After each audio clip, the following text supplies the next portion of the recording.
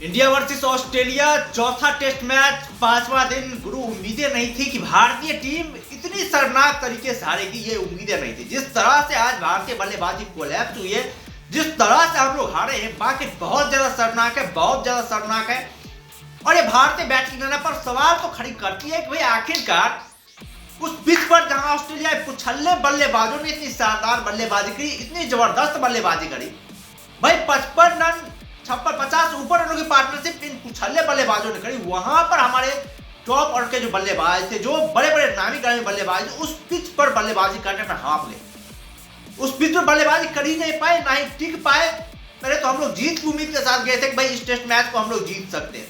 339 रनों का लक्ष्य था, कोई ज्यादा लक्ष्य नहीं था, ठीक ठाक लक्ष्य था। भारतीय बैटिंग लाइनअप जिस हिसाब से भारतीय बैटिंग लाइनअप में गहराई है, ये लक्ष्य कोई बहुत बड़ा लक्ष्य नहीं होता। लेकिन जिस तरह से हमारे ओपनिंग क्रम से लेकर के लास्ट ऑर्डर तक देखें, एक यशस्वी जायसवाल, एक ऋषभ पंत को छोड़कर जो हमारे बैटिंग ऑर्डर का हालात रहा है ना, भाई कोई बल्लेबाज सिंगल डिजिट में भी नहीं पहुंच पाए। आप समझिए कितनी शर्मनाक बैटिंग हुई है भारतीय टीम की। और ऐसा भी नहीं है कोई गेंदें उस तरह की आई हो कि भाई हमारे बल्लेबाज समझ नहीं पाए हो, खेल नहीं पाए हो, ऐसा कुछ नहीं था। बॉस सारे जितने भी बल्लेबाज आउट हुए वो सारे अपनी गलती से आउट हुए हैं।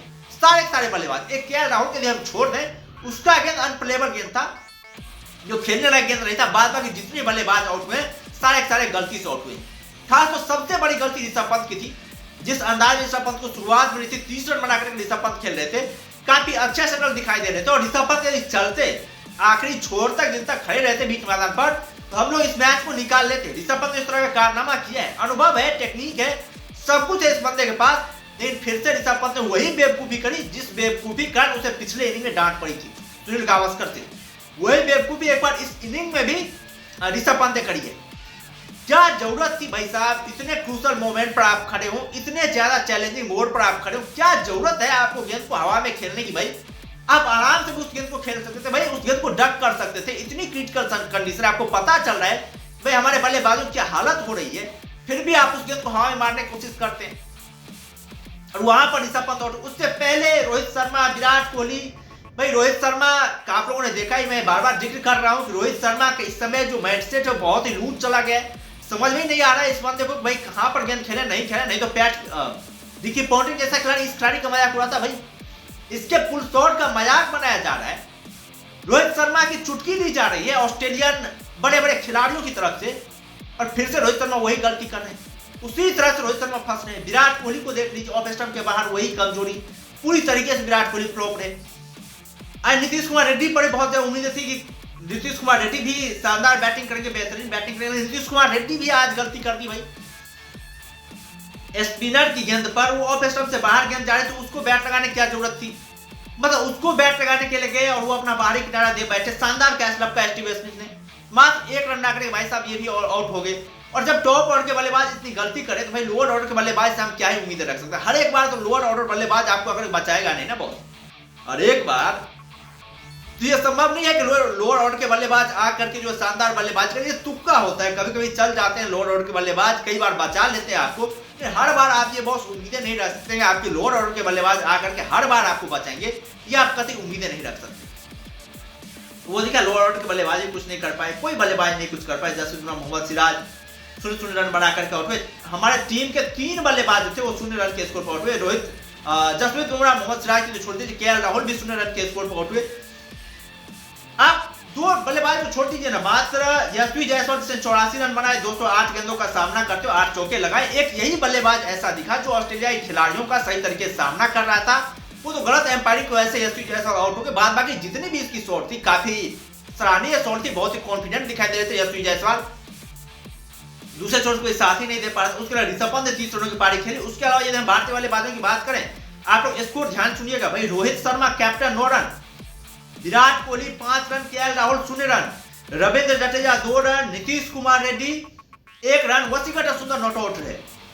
उसके अलावा आकाशदीप की बात करें तो ये 7 रन, जसप्रीत बुमराह, मोहम्मद सिराज 0 रन। ये रहा है हमारे बल्लेबाजों का स्कोर कार्ड। ये स्कोर कार्ड तो कम, एक फोन नंबर की बात करें तो फोन नंबर देखने में ज्यादा लगता है, वो डायलिंग वाला जो होता है ना 7584, ये इस टाइप का नंबर जो वो देखने में ज्यादा लग रहा है। और ये बल्लेबाजी देख करके बहुत ही मतलब एक ग्लानि सी फील हो रही है भाई हम लोग कहाँ इस टेस्ट मैच में जीत के मोड़ पर खड़े हुए थे। कहाँ हमारी उम्मीदें थी भाई हम लोग जीत पाएंगे। एक तो पुछल्लों ने आके थोड़ा बहुत काम हम लोगों का जो है वो थोड़ा सा खराब कर दिया, लेकिन भारतीय बल्लेबाजों को ये लगना चाहिए जब पुछल्ले बल्लेबाज इतना शानदार बैटिंग कर सकते ऑस्ट्रेलिया के, तो भाई हम लोग उसी पिच पर उसी कंडीशन में क्यों नहीं शानदार बैटिंग कर सकते। लेकिन ये हमारे बल्लेबाज समझ नहीं पाए, और वैसे भी हर हमेशा हमारे टॉप ऑर्डर का यही हाल है, पूरे श्रृंखला पर भी यही हालत रहा है। तो अब बीसीसीआई जो है हो सकता है रोहित शर्मा विराट कोहली का दौरा जो एंड कर दे पूरी तरीके से। अब तो नहीं जाना चाहिए, अब तो हम लोग वर्ल्ड टेस्ट चैंपियन से ही पूरी तरीके से बाहर हो गए। अब तो कोई चांस ही नहीं है भाई वर्ल्ड टेस्ट चैंपियनशिप के फाइनल में पहुंचने का। हम लोग पूरी तरीके से वर्ल्ड टेस्ट चैंपियनशिप से बाहर हो गए।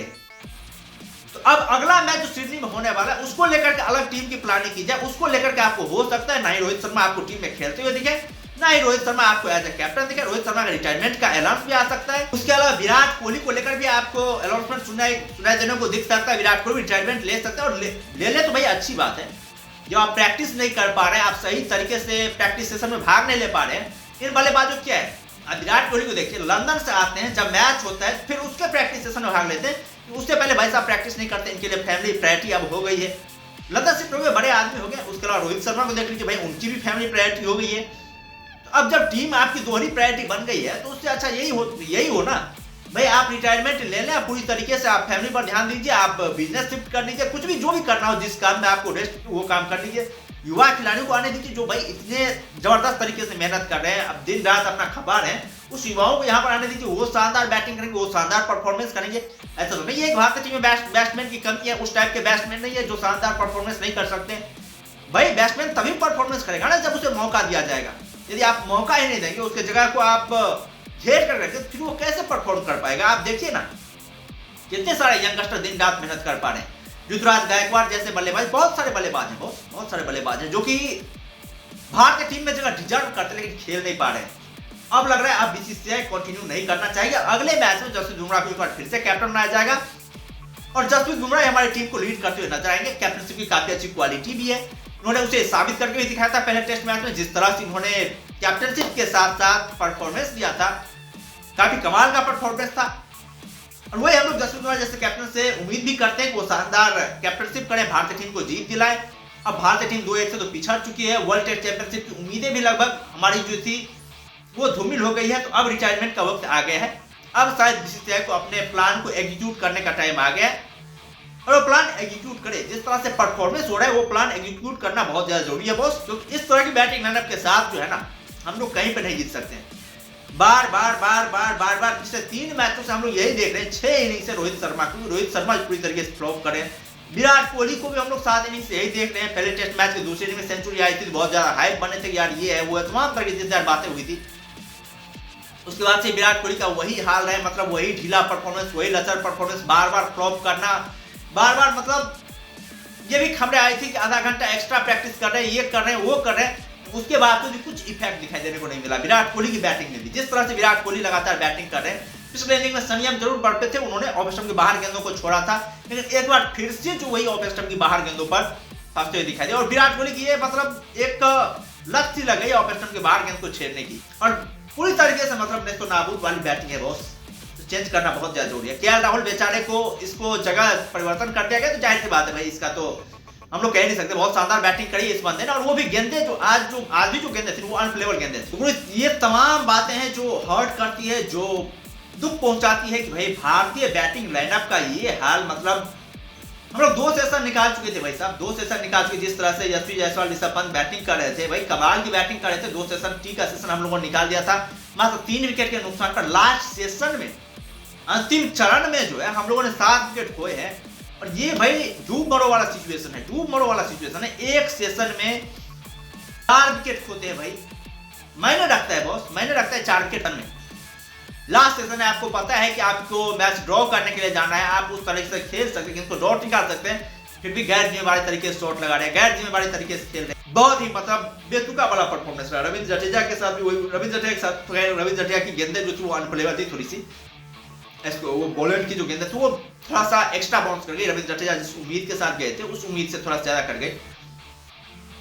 ये तमाम बातें रही है आज के दिन की, और बहुत ही शर्मनाक लगा, बहुत ही शर्मनाक लगा भाई। जसप्रीत बुमराह भी क्या सोचे, इतनी जानदार मेहनत करी है जसप्रीत बुमराह ने, बहुत ही शानदार गेंदबाजी में जो एफर्ट लगाया है, जिस तरह से गेंदबाजी करी है, काफी शानदार गेंदबाजी, उसके साथ साथ सभी गेंदबाजों ने काफी शानदार गेंदबाजी की। जिस तरह से दूसरे इनिंग में हम लोगों ने ऑस्ट्रेलिया टीम को पीछे धकेला हो, तो पुछल्ला आकर के थोड़ा बहुत टिक करके बैटिंग करके, नहीं तो हम लोगों ने बैकफुट पर धकेल ही दिया था ऑस्ट्रेलिया टीम को एक तरह से। वहीं पुछल्ले ने आकर के हमारा काम तमाम कर दिया। सबसे ज्यादा गेंदबाजों की तो हम लोग दोस्त दे ही नहीं सकते हैं बॉस। गेंदबाजों को हम लोग जिस मुंह से जो दोस्त है गेंदबाजों को, गेंदबाजों ने यहाँ पर घटिया परफॉर्मेंस किया। जो दोस्त के पात्र है वो है हमारे बल्लेबाज। हर एक सीरीज में आप लोग देख लीजिए, हमारे बल्लेबाज जो है वो दोस्त के पात्र है। हर बार होता क्या था, हर एक टेस्ट मैच कभी नीतीश कुमार रेड्डी, कभी जसप्रीत बुमराह, कभी आकाशदीप तुक्के में चल जाते थे, मैच बच जाता था, सारे खिलाड़ियों ब्लेम से बच जाते थे। वैसे आज ये चल गया, आज वो मैच जिता दिया, कल वो मैच को ड्रॉ करवा दिया, ये सारी बातें होती रहती थी। लेकिन आज जो था, आज वो तुक्का भी नहीं चला, आज वो लक भी काम नहीं आया, आज वो एक्स फैक्टर भी काम नहीं आया। आज कुछ जो है भारतीय टीम के फेवर में नहीं गया। यशस्वी जायसवाल को बहुत ज्यादा आलोचना हुई थी जब वो कैच ड्रॉप किए थे, लेकिन भाई साहब जिस तरह से बैटिंग करी है, मतलब सराहनीय बैटिंग है, बहुत सराहनीय बैटिंग है। इस बैटिंग की, इस टैलेंट की जितनी भी तारीफ की जाए वो कम है। बहुत आने वाले समय का एक लीजेंड सुपरस्टार जो कहते हैं ना, उस टाइप का है यशस्वी जायसवाल में, उस तरह कारनामे कर सकते हैं। और आज भी बेचारे के साथ बेईमानी हुई है, एम्पायर ने जिस तरह का डिसीजन दिया है वो सरासर गलत डिसीजन है। यशस्वी जायसवाल डिजर्व करते हैं, दोनों इनिंग में सेंचुरी जो है वो डिजर्व करता था बंदा। दोनों इनिंग में 80 से प्लस गया है, शानदार बैटिंग करी है। ऐसा भी नहीं है कि डांट करके खेला, रुक करके खेला, खराब स्ट्राइक रेट हुआ इस इनिंग में, तो वैसे प्रेशर मतलब उस ड्रॉ करने के लिए जाना ही था, तो थोड़ा सा सेल में चले, लेकिन फिर भी कमाल की बैटिंग कर रहे थे, बेहतरीन बैटिंग कर रहे थे। खैर तुम लोग क्या कहना इस टेस्ट मैच को लेकर, तुम लोग क्या सोचते हो इस टेस्ट मैच को लेकर, तुम लोग अपना राय जो है कमेंट में जरूर देना।